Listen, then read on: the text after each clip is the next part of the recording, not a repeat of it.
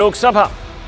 Viewers, you can't have a greater referendum on either side. Results will be out on the 23rd of November, so book your front row seat with CNN TV 18 in advance.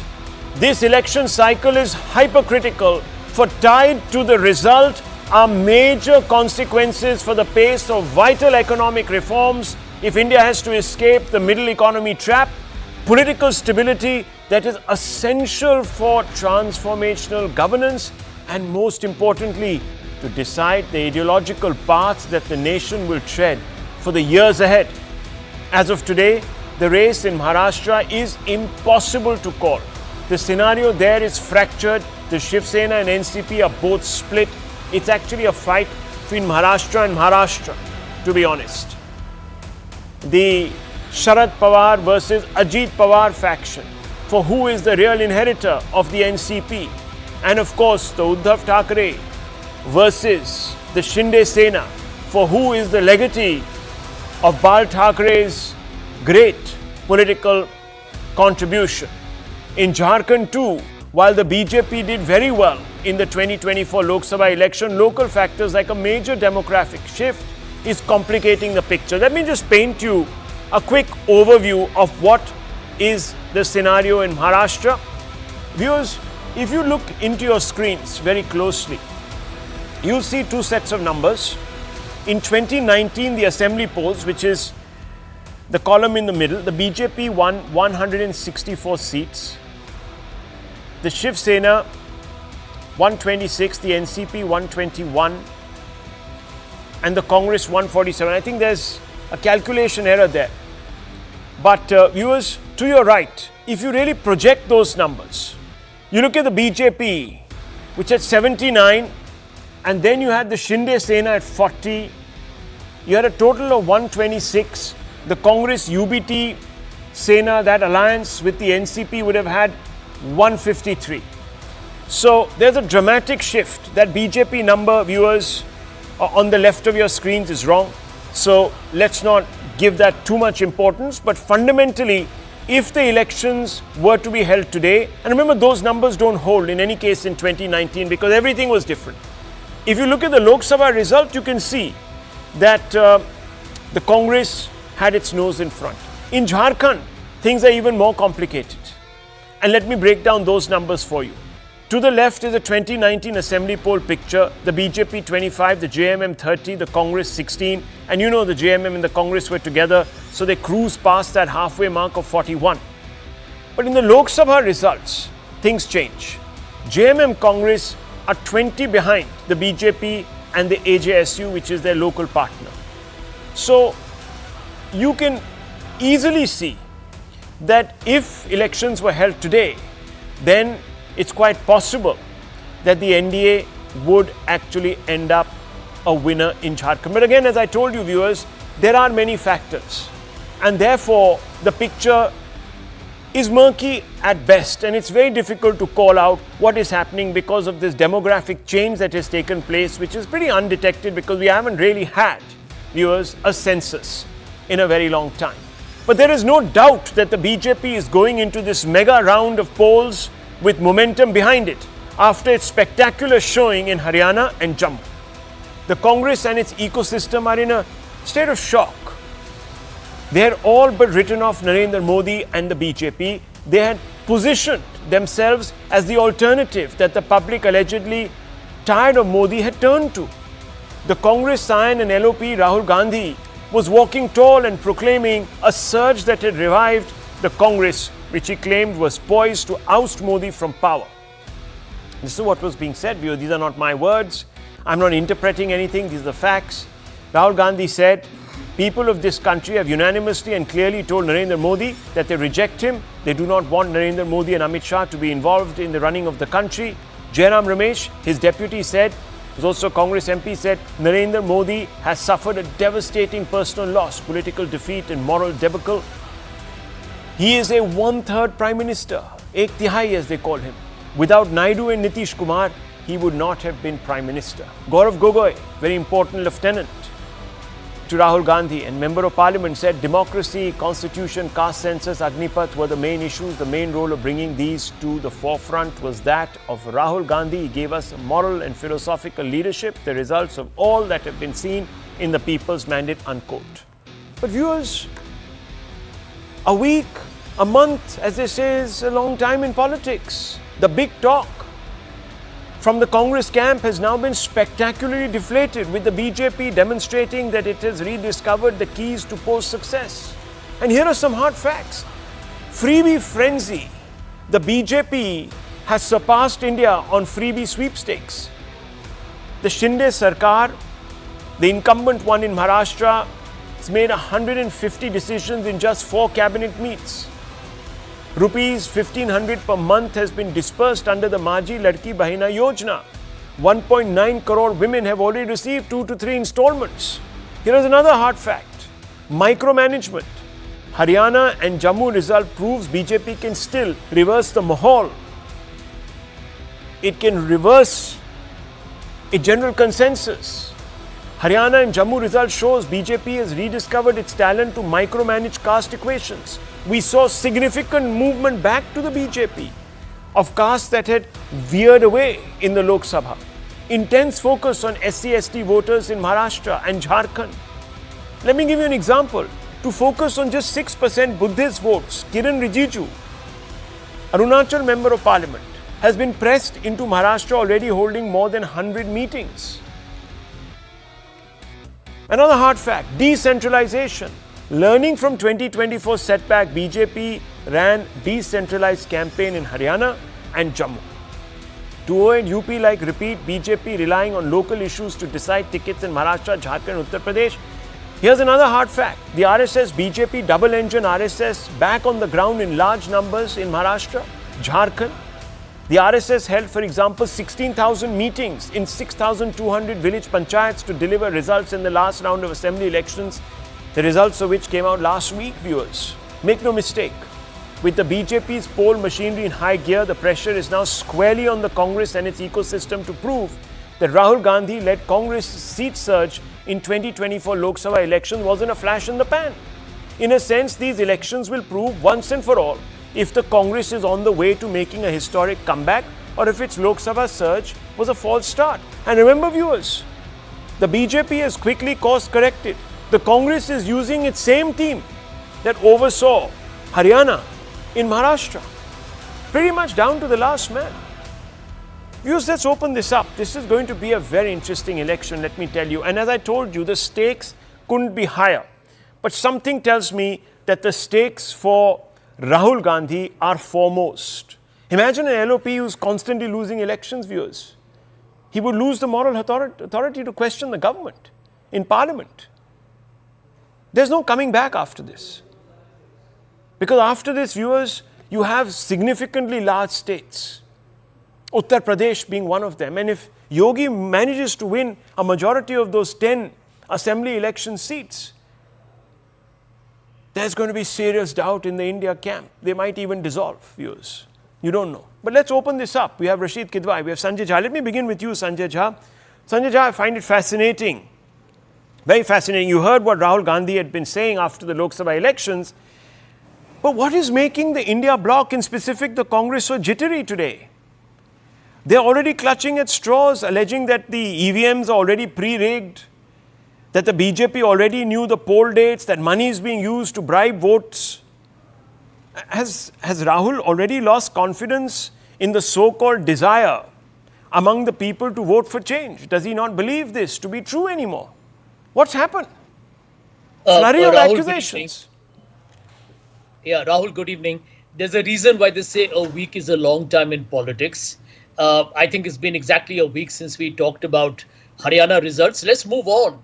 Haryana in Indian political developments and momentum is history. Okay, it's done. Haryana elections is done. The June Lok Sabha elections is done. Let's talk about Maharashtra. Let's talk about Jharkhand. Let's talk about Delhi. Let's talk about But Sanjay Jha, the Congress is not wanting to move on. It's raking up the EVM charge. If you do not interrupt me, sure. I will keep my answer brief and to the of point. Course. The truth is that India is a diverse country. On the same day that everyone went to town on Haryana, without even telling the people that the Congress and the BJP had exactly the same vote share, that the Congress's vote share between 2019 to 24 went up by 40%. One of the reasons why perhaps Yashwant Deshmukh and other exit poll strategists may have got it wrong. You can't really blame them entirely, because that 40% surge is significant, which was visible to the people who were there in Haryana. Don't forget that in neighboring Jammu and Kashmir, it was an India Alliance government that was formed. So let's come back to Maharashtra. The issues here are extremely complex. You have two auto rickshaws in the game. One is the Shiv Sena, Uddhav, Sharad Pawar, NCP and the Congress, and the other is the Mahayuti with their three elements. I think the critical difference in Maharashtra is going to be the alliances itself. And if you look at Mahayuti, it's already unraveled to a great extent. That auto rickshaw has got one wheel that is virtually come off, where you have had leaders publicly squabbling. Ajit Pawar's party has been openly talking about the fact that they don't agree with the Shinde government. Yeah. The Shinde government people have been saying we want to vomit when we sit with Ajit Pawar's members. So I think the alliance itself, the distribution of seats, is going to be the critical play. And secondly, let's not conflate Haryana with this. I agree that the BJP has got a tailwind that it was not expecting. But does it mean that the advantages that the MVA has today has evaporated in Maharashtra?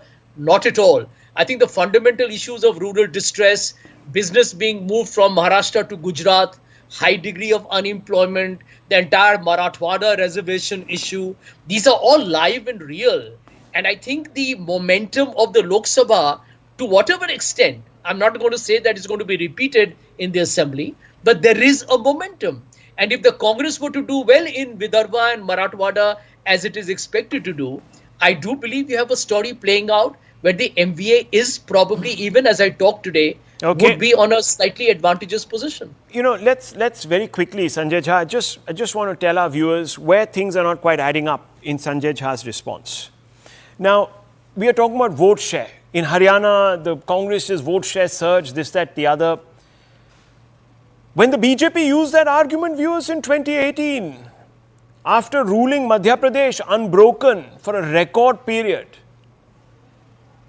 despite losing the election in terms of seats, the Congress wasn't as generous, saying that, but the BJP has still retained its vote share and has done so spectacularly well. No, viewers, they said that it's over for the BJP. It's finished. In 2019, they're going to be demolished. Of course, that didn't happen. They came back with a bigger number. And the same happened, viewers, in 2023. That's because the vote share was high. In 2023, same thing happened. Same thing happened. Let me tell you, viewers, the second point he made. He says that, there's already sort of infighting and all of that. But it doesn't mean that the India bloc is some harmonious, lovey-dovey set. Let me also tell you, people have exited that camp. And the Shiv Sena, after the Haryana election, said, listen, Congress, just back off a little bit. We are not going to give you the lion's share of seats. They're already squabbling over who's going to take which seat. Viewers, so all of this is anecdotal. The question I asked was, why is the Congress cribbing? Sanjay Jha says, let's look ahead. They're looking back. They're looking at EVMs. They're looking at rigging. They're looking at unequal playing field, political playing field. They're going back. Nonetheless, viewers, let's open this up. Let's not get bogged down. I want to bring in GVL Narasimha Rao of the Bharatiya Janata Party. Mr. Narasimha Rao, I want to ask you a specific question. and this question will require some explaining on your part, because it's very interesting. It is being said that you're so unsure of the outcome that you've resorted to buying votes by doling out all sorts of freebies. Now, your response, you've announced a flurry of incentives, 150 incentives and schemes in 3 or 4 cabinet meetings, including a stipend, viewers, for imams. Had the Congress done that in Karnataka, the BJP would have torn every hair out of its skull. But imams are getting. They're even being promised 10% of the seats, the Muslim community there, by one of your partners. So, all this, of course, taken together is going to cost 1 lakh crores. It endangers the coffers. It's going to double the spend and therefore double also the deficit. what explains this profligacy that you are so opposed to when India does it? When India bloc does it, that is. Rahul, good evening to you, all the panelists and the viewers. There is a big difference between what the NDA does and what the IND alliance does, because we are not just making empty promises. We have the Maharashtra government has already rolled out most of these schemes and has already implemented them and shown to the public that we intend continuing them. So you cannot question our intent. You can always, let's say, independent thinkers can always comment on this. You have a right to comment. But then it was the BJP government in Madhya Pradesh which began this pro-women scheme, which certainly bridged the gender gap in Madhya Pradesh in a big way, which certainly improved sex ratio, and even the central government under Prime Minister Modi ji has implemented several initiatives, pro-women initiatives. Lakpati Didis now is a major achievement, or crores of women are becoming financially independent. Certainly, it's similarly sex ratio across states at the all India level has improved bus rides because of pro-women schemes. You've promised, Beti Bachao, you Beti promised Padhao. stuff to farmers, imams. I mean, there is a whole bunch of spends. I mean, no wonder from 40,000 is just this Ladki Bahina scheme, the spend on that. Plus, there is another 50,000 that is going to go out Bahina scheme. yes. And then there is another 50,000 crores that is going to. So 1 lakh crores is what the spend is in a broke state, quite frankly. Rahul, this is a different debate or discussion altogether. But I think the difference between the NDA, because look at the governments of Karnataka, Congress government in Karnataka, Congress government in Telangana, Congress government in Himachal Pradesh, they have cheated people. They promised several things before they came to power, but they did not implement many of their promised schemes. Yeah, but there's a question mark also of your implementation, because we don't even know the budget right now. Whether you can create that kind of backing for it, financial backing. So look, I mean, I'm only asking you, what is the need to do this spend that you have opposed? Rahul, certainly a state like Maharashtra certainly has the means, has the ability to create such resources. Okay. And obviously, all our NDA governments are better managed financially. And certainly the budget, the fiscal deficit in this year might actually be more than what was targeted. But certainly going forward, government will certainly plan resource mobilization in a way that it will certainly keep the budget, the fiscal deficit in check. Okay. But as I would so you're delinking it from desperation. You're delinking it from desperation. You're delinking it from desperation. Okay, let me open this up. Rashid Kidwai, Smita Prakash, and Yashwant Deshmukh, cephalogist. None of them need introductions. I want to begin with you, Mr. Kidwai. Will you admit that these elections are a referendum on the Congress's great revival claim? Let's be honest. You have 10 assembly elections happening in Uttar Pradesh. You have Jharkhand, major Hindi heartland state that you have controlled. And then, of course, you have Maharashtra, which is really the jewel in the crown, the second biggest state when it comes to electoral impact, footprint in India, contributing 48 MPs to the center. So if you don't pull it off, can we say this whole talk about Congress revival, Rahul Gandhi as the new hope, his model working and this, that, the other is going to be now buried? Rahul, constitutionally and politically, we don't have a concept of referendum.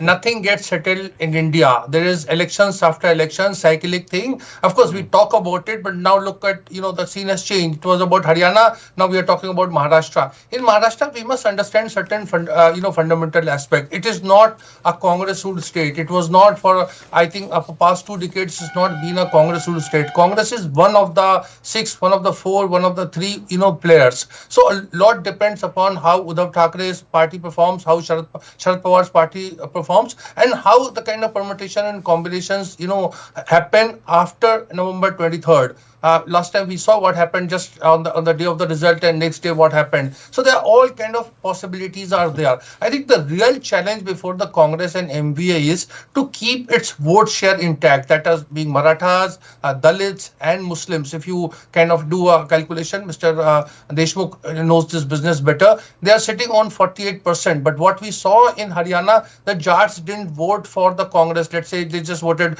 50% or so. If same thing happens with Maratha votes or with Dalit votes, the MVA will be in big trouble. So MVA has a crisis in hand. I don't think it will be a reflection. Rahul Gandhi would be quite happy. It won't be a reflection. Viewers, he started out by saying, in politics in India, we don't have this concept of referendum. It took Modi ending up with 32 seats, less than a majority, for them to say this is the biggest referendum. He's become 1/3. He's finished. He's over. So when it comes to Modi, it's a referendum. When it comes to Rahul Gandhi, there's another chance. There'll be another election. There'll be a cycle of elections. Rahul Gandhi is already in a position. He did a position, so you cannot reduce him. He's the one, sir. I didn't make the big claims that he has made. He has gone into this new cycle in 2024 saying some very, very big things. And I have read them out to you. Those quotes, I can again read them if you want, viewers. But we just quoted some of those. He says that, this is 1/3. It's a rejection. That's the end of Modi. He's finished. It's all over. Look at him. He's shrunken. His shoulders are drooping. Smita Prakash. Who holds the edge going into Maharashtra, Jharkhand, Uttar Pradesh, Assembly? Who holds the edge? Are you kidding? After the disastrous election analysis of Haryana and Jammu Kashmir, you think I'm going to stick my neck out as to who holds the edge? No way. But yes, since we are analyzing as to what's going to come ahead, I would think that before the campaigning begins, it's going to be a battle within the alliances for ticket sharing before, which we're going to see in the next couple of weeks in both Maharashtra and Jharkhand. In the Mahayuti, which did not, it didn't look confident, I would say, in, say, June and July. But it's looking more comfortable now. The challenge from the Mahavikas Aghadi, the Congress, NCP, SP, the Shiv Sena, UBT, it was strong. It still is strong. But what makes it interesting is how the equation will be within this alliance when it comes to ticket sharing. I'm looking forward to seeing the campaigning process, especially to see who's in the driver's seat in both these alliances. You brought up this question of freebies, it's the point here which I heard people in Maharashtra speaking is that it is the wealthiest state in the country. It has the maximum number of billionaires, taxing, the GDP, everything is high. So like in Tamil Nadu, when they make these welfare measures like the Bahin, Ladki Bahin thing, they have money in the treasury. In Jharkhand, there is a similar scheme. I think it's called the Maya scheme or something. When they do that, it is difficult to sustain to the level that Tamil Nadu and in Maharashtra they can. So in Jharkhand, it will be interesting to see too, because Hemant Soren will call the shots. The Congress is the smaller partner. So it will be interesting to see whether the grand old party is comfortable to play the pillion rider all over again. Maybe they wouldn't have.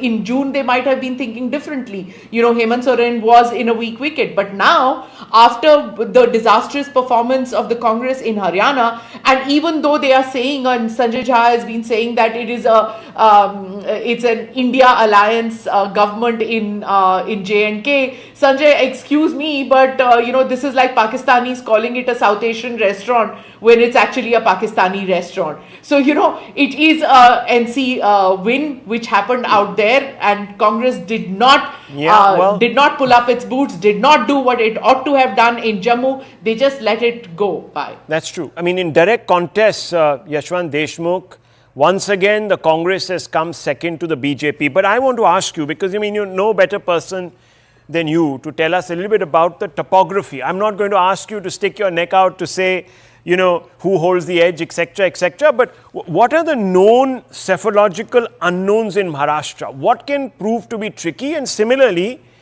there is much being made of demographic change in Jharkhand. Now, how big is this factor? Well, it is a big factor. And apart from that, Rahul, let's not forget that Maharashtra is not just one single large state. It's basically a group of 5 states, as simple as that, so that makes it trickier. But the problem is not in psephology anymore, Rahul. The problem is that Smita or Rashid Bhai or me, I mean, even if we do whatever our best possible calculations and reportings and everything all said and done, we may have doubt in the micromanagement of GVL's camp, but we have certainly no doubt about the mismanagement of Sanjay Bhai's camp. So, I mean, no matter how hard we try, no matter how hard we do in the data analysis and everything and all said and done, but, there is something which always puzzles me in that way. How difficult is it to win an election which is for all yours to win?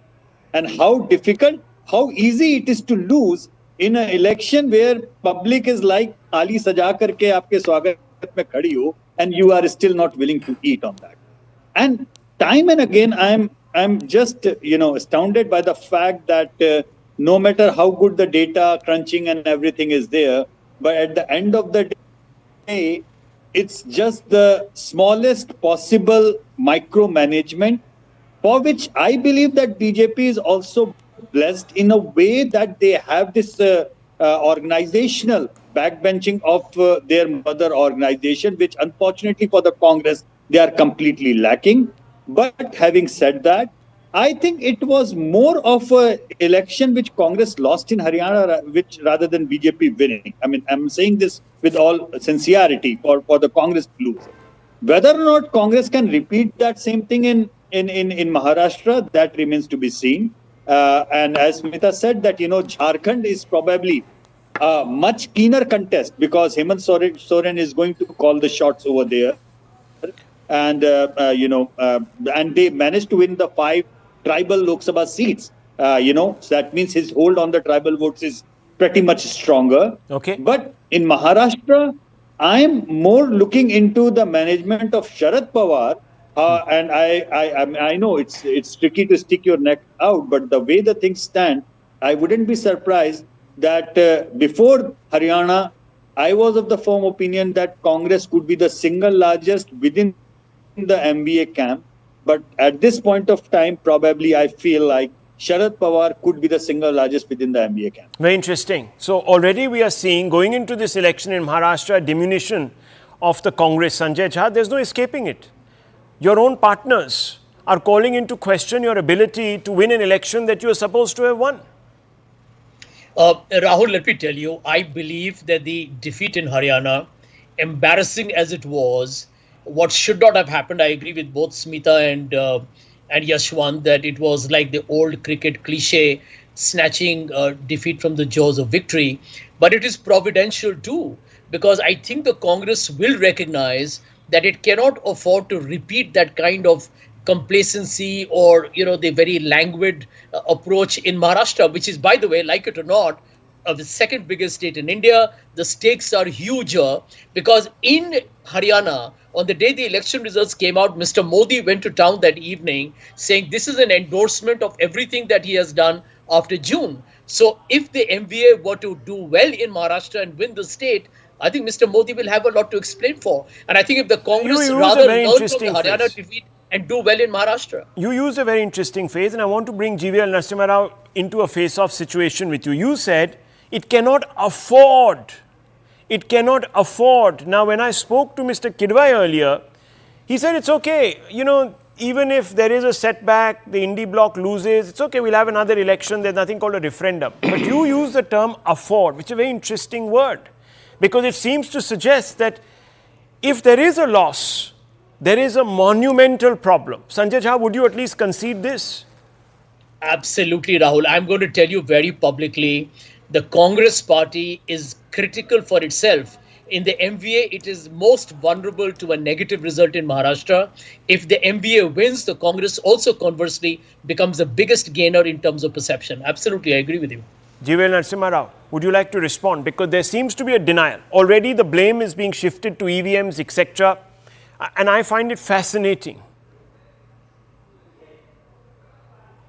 Rahul, You see, the latest results in the assembly polls were much Sanjay Jha may not want to accept. The reality is it was a disaster for the Congress.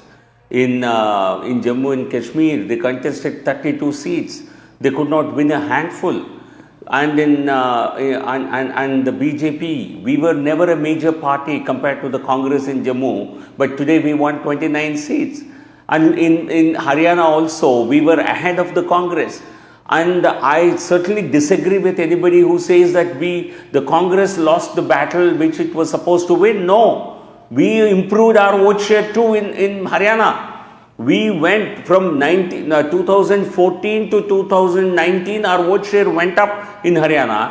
And again from 2019 to 2024, our vote share went up in Haryana. So this is a positive vote for the BJP in Haryana. And certainly, it's certainly a thumbs up for Honorable Prime Minister and also our government in Haryana. In Jammu Kashmir, but let me flip this question. If you end up losing, let me flip this question. If you end up losing, then you will have no significant urban metro under the NDA. None. Rahul, I think the country is not, governance is not ruled only by metro cities. So therefore this dichotomy I don't accept at all.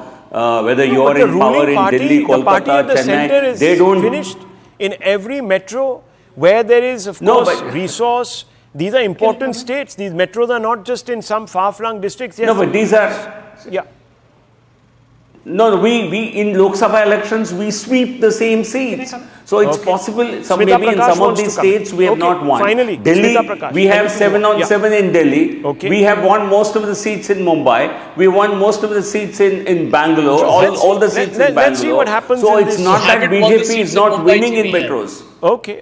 I'm talking about states with prominent metros. Yes. Smita Prakash.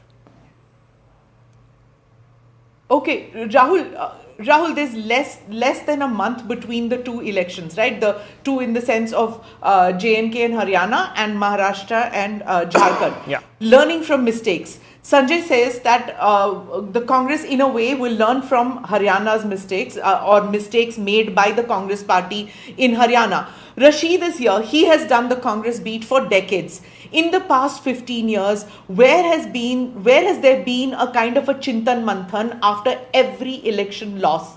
What, 50, 60 elections which have happened, state elections and things like that which have happened in the past 15 years. Where has there ever been course correction after mistake? First meeting, after that suggestions, after that course correction by the Congress party. There will never be a course correction. There wouldn't be a steady decline in the in what the states have done. Okay, Look let at me the tell BJP you, there'll never on be the other hand. They have put course correction within months of the June. True. There will never be a course correction in a political party where there is no accountability, viewers. Only accountability, the fear of accountability leads to course correction. And that's why I'm getting at this. This is a very critical election, this cycle for Indian democracy. If the BJP once again steamrolls the opposition, it's going to have a devastating consequence on the stature of Rahul Gandhi, who's the LOP in that house. He has to have the moral authority to hold the government to its word, its commitments.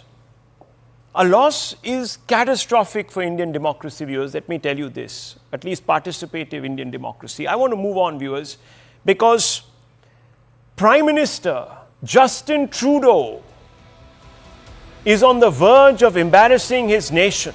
The embattled and unpopular Prime Minister has made a flurry of what appeared to be unsubstantiated accusations against India in a highly visible press conference, justifying his decision to undermine a relationship that has been very consequential for both countries. Trudeau claimed India's allegedly dubious activities involve clandestine information gathering techniques. Basically, viewers spying, coercive behavior, targeting South Asian Canadians, and involvement in over a dozen threatening and violent acts, including murder. This is unacceptable, he railed in a press conference overnight, viewers. adding that India had committed a fundamental error by engaging in criminal activities in Canada.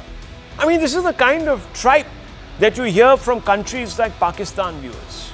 Two-faced, terror-sponsoring nations. India has long denied Trudeau's accusations. On Monday, dismissed Canada's move on the inquiry and accused Trudeau of pursuing, quote, political agenda, unquote.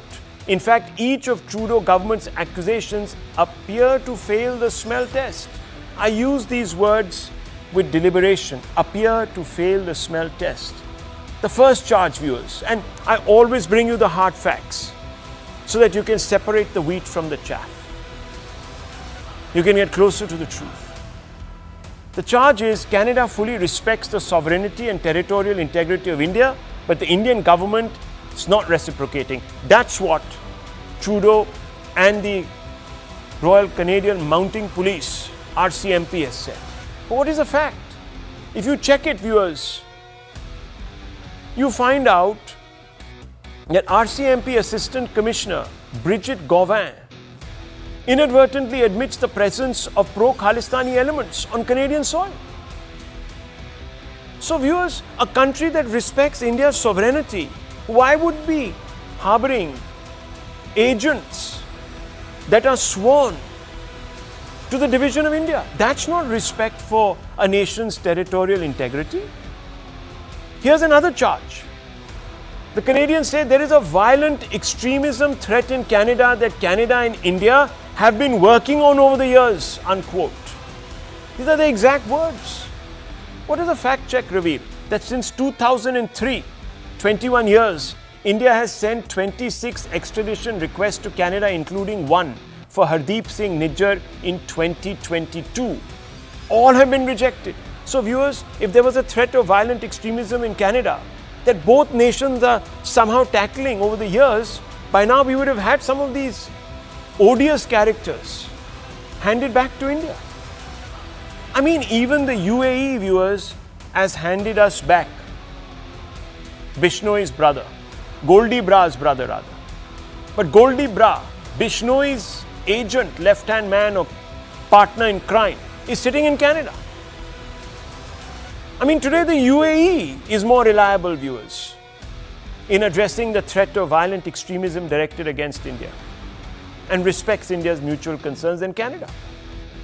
Here's another charge that has been made. We believe the Bishnoi group is connected to the agents of the government of India, unquote. Here's a fact check, viewers.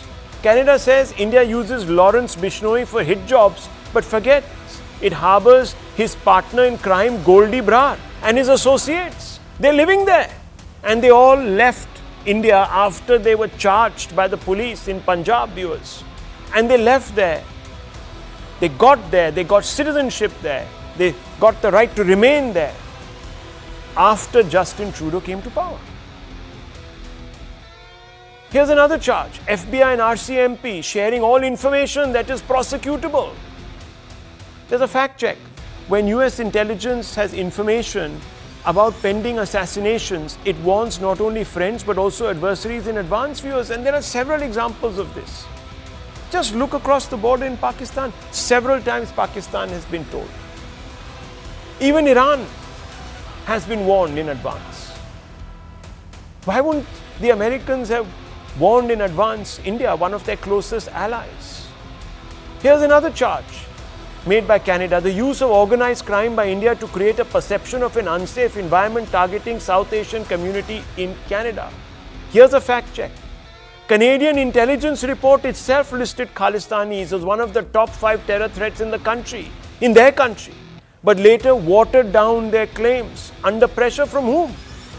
From MPs, members of parliament, of Trudeau's party. This is all on record, viewers. It is often said that patriotism is the last refuge of the scoundrel. And Trudeau, who is today a deeply unpopular leader on the verge of being booted out of office, is looking for a scapegoat to claw back some public goodwill. I don't know, viewers. But he looks to have found a scapegoat in India. I mean, can you believe it? Many analysts Opposition party leaders and even some in Trudeau's party are saying that the Canadian Prime Minister has made a huge mistake in compromising Canada's long-term strategic interests by letting political compulsion dictate his government's approach to ties with an influential, responsible foreign power like India.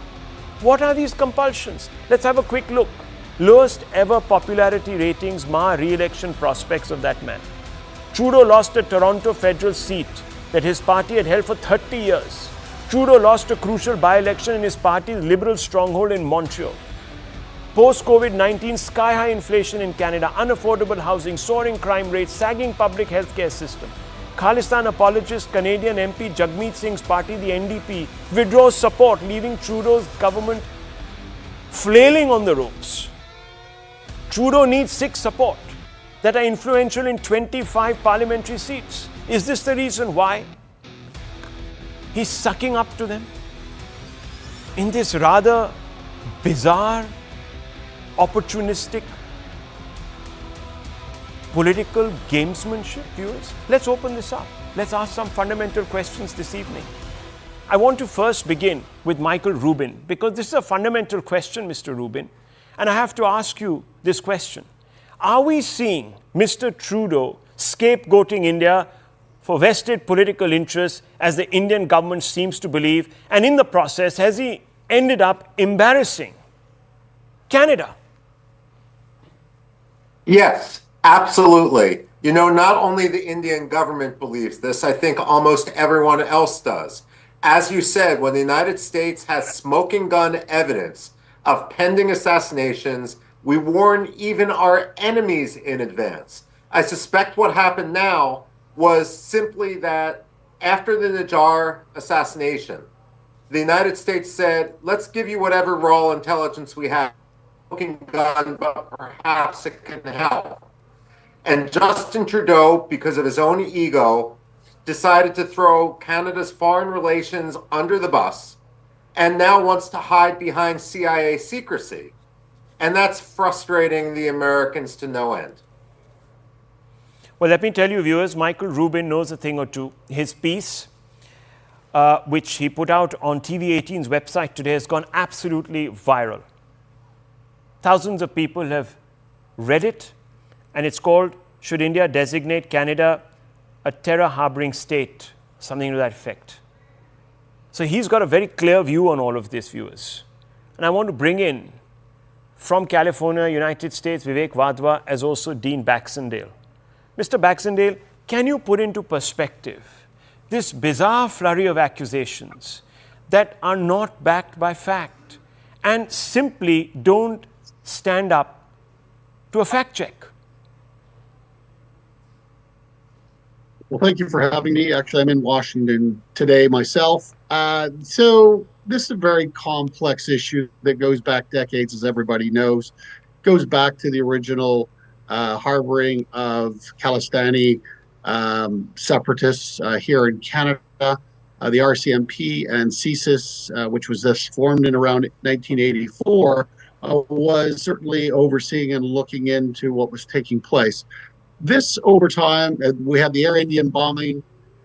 We managed to blow that investigation. The RCMP destroyed the actual tape that would have assured that 3 people would have been convicted, I believe, in a federal court in Canada. But over the years, we've accelerated where we've allowed foreign governments to be involved with foreign influence operations and quite frankly, a number of different murders that have taken place on Canadian soil, to which we have turned a blind eye from various different factions.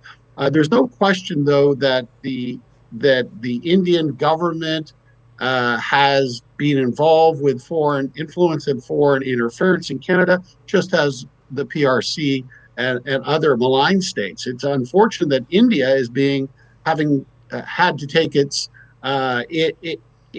process and its policy to Canada to try to get some action. I will say this, though. I don't believe that the RCMP is making up lies at this particular point in time. However, the weaponization of this by Justin Trudeau in the public forum does leave something to be desired. And ultimately, this is not a way in which to engage publicly, let alone behind the scenes with an ally such as the Indian government. Okay, you're sort of suggesting that India's malign interests in Canada, and you've sort of bunched us up with a non-state sort of actor like PRC. I mean, I find that strange, but Vivek Vadva, how do you respond to this charge that India is irresponsible, it's doing things inimical to international law? I disagree with that, by the way. I actually agree with Michael Rubin that India should have Canada designated as a state sponsor of terrorism, because that's exactly what they're doing. And the leader in exterminating terrorists is the United States. I mean, look at how much pride we took in knocking off Osama bin Laden in Pakistan. Israel is doing the same right now with Hezbollah and Hamas. Yes, Russia does it and China does it. But the fact is that India should be very, bold and forthright about it, saying that if you're going to kill our people, if you're going to be killing innocent civilians, we are going to take action wherever it might be. And we will launch strikes in your country and eliminate the terrorists. Why is India afraid to do that? Mr. Baxendale, I want to ask you this because Trudeau is tracing an arc that goes all the way back to his own father. This is not something new, giving refuge to individuals that are plotting the dissolution of India that has emerged from the shadow of one of the most debilitating insurgencies in Punjab. I don't think you understand, Mr. Baxendale. Imagine if every Quebecer were to suddenly turn into an conflict entrepreneur, pick up a gun and shoot up some of innocents in Quebec who are unionists, and decide that, look, we're going to take on the state there. How would you respond to that, number one?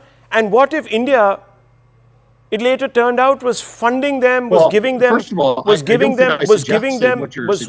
them safe passage, etc. Yeah. So, as I said, the Canadian government for decades has not addressed a lot of foreign interference inside our own country, has not dealt with terrorist threats and separatist threats that have fundraised, have ultimately done their own interference in states like India and other nations. We have not been tough on this. There has been warnings. The NISCOP report from 2019 identified the issue with respect to the Indian government, and that comes from a report last year through the Bureau out of Ottawa and also the Globe and Mail. This is a very complex situation. Canada needs to address this is not complex at all. Soil. This is not complex at all. I mean, there is, and I want to bring in Mr. Rubin. I sense that there is a racist exceptionalism here, that we can pursue, the Great West can go into the East. It can go in for regime change in countries like Iraq. It can go and destabilize Syria. It can go into Afghanistan. It can go into, through proxies, even Iran. I'm no fan of any of these regimes, let me tell you this. It can meddle in Bangladesh because we're creating some sort of a virtuous, democracy, etc., etc. But when India decides, okay, I'm not saying that we have. I'm just saying, if we are not getting cooperation and you have to resort to certain tactics, then India becomes lumped with non-state actors, all sorts of weirdos in the world which are autarkic states, etc. Rahul, I hear exactly what you're saying, and I don't disagree with it. It's that sort of inconsistency which erodes Western policy. But I look at, in addition, two other juxtapositions which I think are relevant. One is the Panun case in the United States, where the Indian government has said, there is something there. In fact, we're taking action. There's an Indian delegation in Washington, D.C. today to talk about this. And so for those in Canada, those like Justin Trudeau, who say the Indians don't take this seriously, well, they take it very seriously when it comes to the Panun case. Maybe the problem is there for Canada. The other thing I want to point out is, let's go back to the Mumbai attacks in 2008. 2 Canadians were killed in that. And do we see Justin Trudeau withdrawing the Canadian High Commissioner to Pakistan? No. And that's one indication that when you juxtapose the treatment of Pakistan and the treatment of India, it suggests that what's driving Canada right now is partisan political politics, Justin Trudeau's ego, rather than national security policy. Okay, so Mr. Vadhwa, how should India respond? There's been a tit-for-tat response, the diplomatic level. Does India need to go further? Because Mr. Trudeau certainly isn't backing off. I would go on the warpath over here. Why hesitate to call Canada, a nation that sponsors terrorism? And why hesitate to say that we will send out terrorists who are threatening lives and who are killing other people? Why should India be ashamed when America does that very proudly? Israel does that very proudly, defiantly, so much so that America is now sending missiles to them, giving them billions more in support to encourage them to defend themselves. India needs to take a strong stand and be bold. Why should India be ashamed? Why should India be hiding and pretending that it's going to tolerate this? It shouldn't tolerate this. So we should shame Trudeau's Canada. That would be ratcheting it up diplomatically, Mr. Baxendale. That's the next step. Would you say that Canada has any defense if India were to actually make that claim? Listen, I think Canada has a lot to account for with respect to foreign interference in our country and not addressing and actually having a very resolute and forward-thinking, first of all, Asia-Pacific policy, and quite frankly, foreign policy in general. I think that, India is going to take the actions that it feels are necessary to defend its reputation, and Canada will do what it believes it needs to do right now. I think that the change of government is probably imminent in Canada. Certainly, politics is playing into all of the calculations by the Trudeau government, and also to deflect responsibility for their lack of moving forward on foreign interference after years of not taking CSIS, Canadian Security Intelligence Service reports seriously. So this is what we have now. No, my question was specific. We've created Do you think that India should designate Canada a terror-sponsoring state? Simple question. Absolutely not. We are not that at all. That's absurd. How do you explain that? I mean, you have all sorts of skullduggerous characters. In fact, let me tell you, viewers, that the person who overthrew in Bangladesh a democratically elected prime minister, you could quibble with the fairness of that election, was given shelter in Canada. You have n number of characters who India put on a watch list, not once, but multiple times, and they're in Canada. That's exactly what Pakistan does, Mr. Baxendale. Okay, so let's reverse that for a second. Should Canada designate India, should it be found that the Indian government was involved with the extrajudicial killing of Niger? If that's found to be a fact and proven in court, should we declare India a terrorist state? I think India should take pride in doing that. Doesn't work. No, one second. Mr. Baxendale, look, you again said if, but Mr. Trudeau says there is no if. It is the truth. So you've conceded tonight, inadvertently, that there is not enough evidence, actually, that we're still... No, I'm not saying that at all. You said if it listen, were there's to... no evidence. Oh, yeah. Okay, listen, I don't think we need to debate the issue with respect to evidence. The RCMP is not going to produce evidence in public. Is it being weaponized at this particular Okay, so point it by can Justin go Trudeau? and it can Perhaps. go and it can go and besmirch India's reputation in public. But Trudeau is the one, let's not forget, viewers, who said a year ago that he's going to bring out all the evidence in public, and he's still fighting shy. Why, viewers? That's the fundamental question. I leave it to this, viewers. Over the next few days, we're going to discuss how India is going to have to respond to make sure that Canada ends its strange policy of harboring insurgents.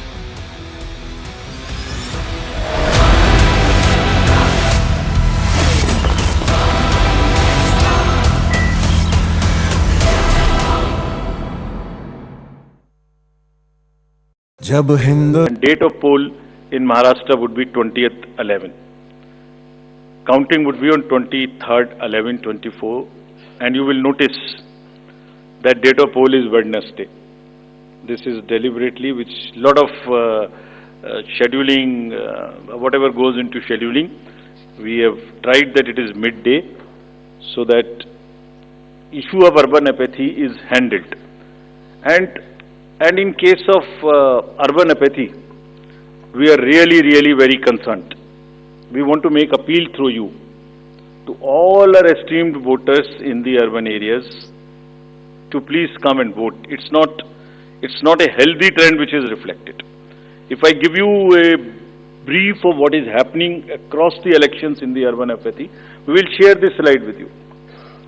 If you look at various states, you look at Gurgaon, you look at Faridabad recently.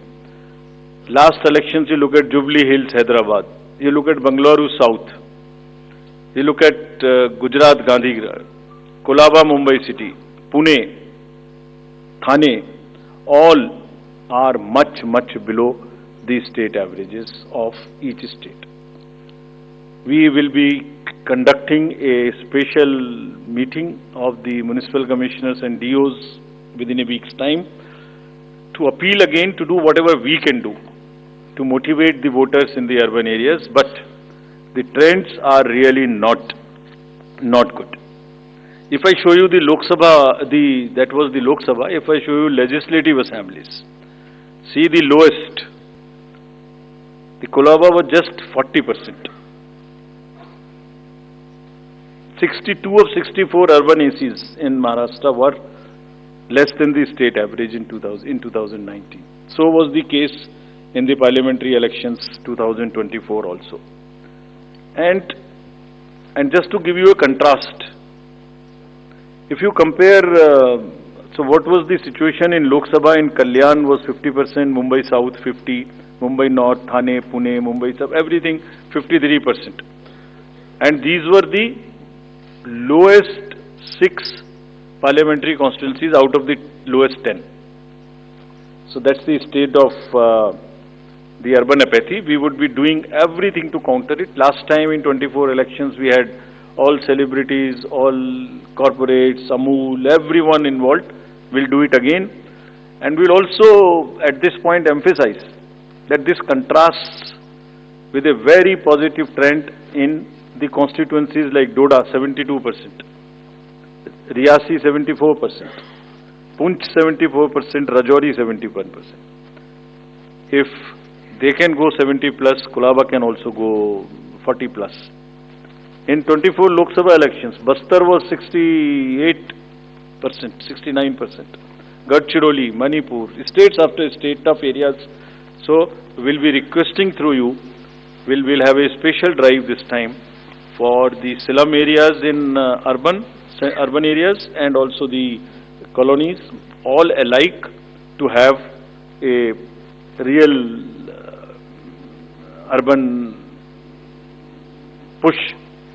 I do not want to name specific thing, but there are booths in Faridabad and Gurgaon in the recently held elections, and they are the poshest places where voting has been around 20%. So again, we will be doing a lot of work on this to do whatever we can do to attract the urban voters. Now, friends, coming to Jharkhand. Jharkhand एक बहुत ही समृद्ध state है, बहुत ही उसकी विरासत है, और वहां पर हम फिर से अपील करेंगे कि सब वोटर्स अधिक से अधिक मात्रा में वोट दें. Schedule would be like this. Jharkhand would be in 2 phases. The date of poll, first phase would be on, date of poll would be on 13th November, and the second phase would be along with Maharashtra on 20th November, and date of counting would be 23rd 11, that is Saturday. With this, we end our presentation with the request that through you, that all the voters of Jharkhand and Maharashtra कृपया बाहर आइए, कृपया vote करिए. लोकतंत्र के उत्सव में आपकी भागीदारी कि हम बहुत ही रिक्वेस्ट करते हैं, अपील करते हैं आपसे. Thank you very much. So by so we will come back. We'll come back. So, Okay. Sorry. By elections also. By elections. We have 48 ACs and 2 PCs in 15 states. They will also undergo the elections this time. All the 48 ACs and 2 PCs, the schedule would be like this. All the except 1 AC and 1 PC, where because of the festivities in some region, all 47 ACs and 1 PC of Kerala would undergo the election along with the phase 1 of Jharkhand. The same schedule, 13th November would be date of poll, and only for 2 ACs, one for assembly and one for parliament. That is Kedarnath in Uttarakhand, because on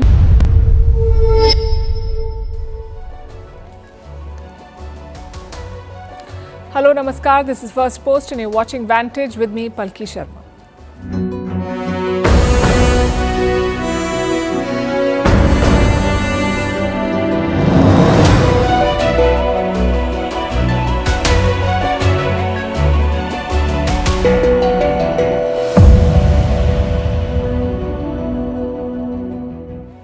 The India-Canada relationship is in tatters, all because Justin Trudeau wants to score brownie points and Khalistani votes, even if that means shielding terrorists and picking fights with